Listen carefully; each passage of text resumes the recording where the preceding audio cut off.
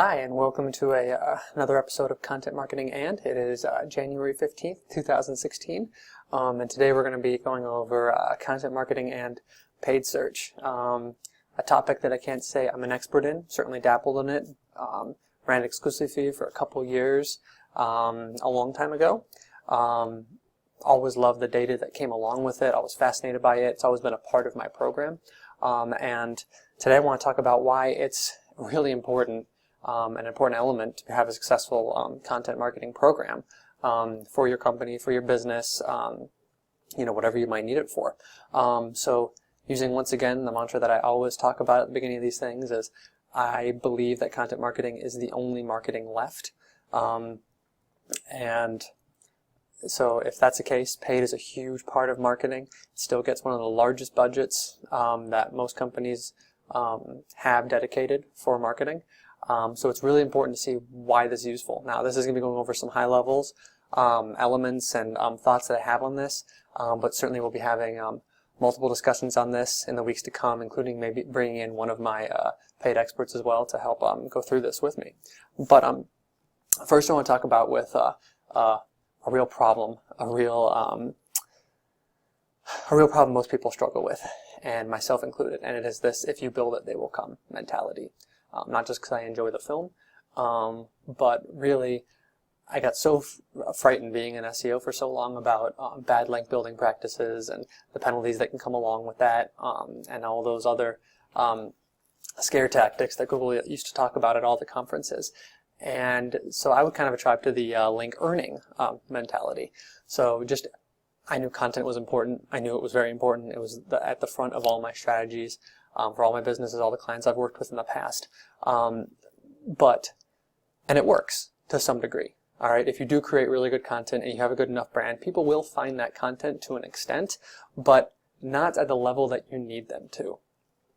Okay, so to have a really successful campaign, you can't rely on something going viral, which of course can happen if you have one strong influencer who picks up on it and promotes it. It's possible, don't get me wrong, but it's not the strategy that you should rely on.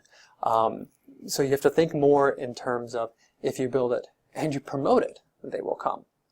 Right? Now, at the heart of all this is still going to be the quality of the content. You're probably sick to death of me. I've only had a few episodes of this, but you're probably sick to death of me of saying the quality of the content is the most important thing. Is it relatable to your audience? Is it the type of content that they want to digest and share and go back to and hear more about? It's still the most important thing. All right, it doesn't matter how much you promote a bad piece of content, it's not going to get the engagement factors that you want from it. So promoting it has to be the most important thing you do after creating quality content. All right, so to sum that up, number one, quality content. Number two, how do you promote it? What's your distribution strategy? All right, now there are free ways to do this, and I certainly recommend using all the free tactics that you can do to have distribution on there. Just reaching out to influencers, using the audiences that you already have, that you might have already paid for in the past, is a really good way to test out your content, to see that it works with the audience, that they like it.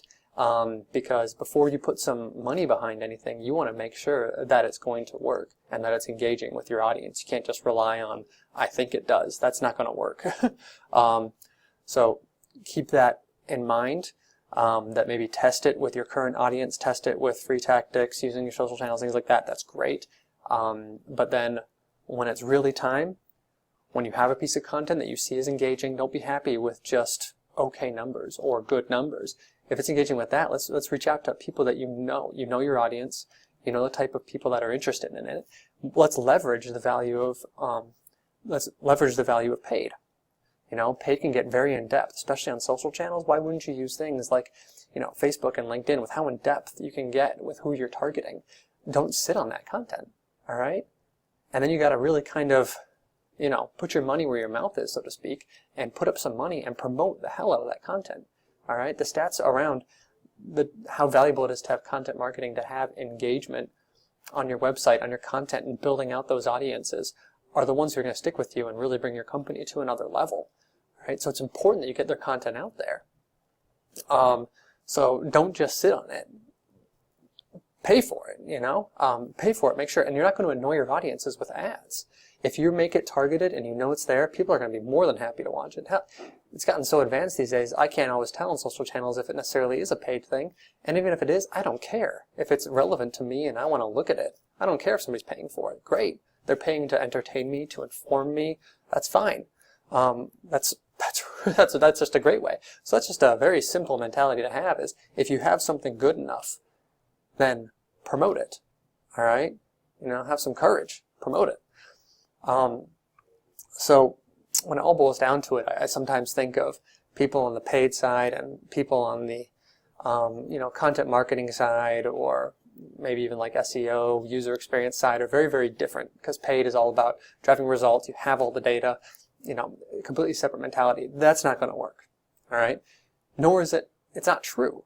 All right. And if it is true, you're a little bit behind in how paid can work these days, and how some of the best paid people in the industry and people that I work with have this really high level thinking and have a very similar thought process to developing campaigns that people in content marketing and SEO do. All right, so just to highlight, just a few. Number one is they want to learn their audience. They want to know their audience, because they have to create an ad, and they don't have much space to write a headline and drive them to a site. So they have to know exactly what kind of messages are they trying to resonate, what type of messages is the brand trying to get across, and make sure that they put that in their ads.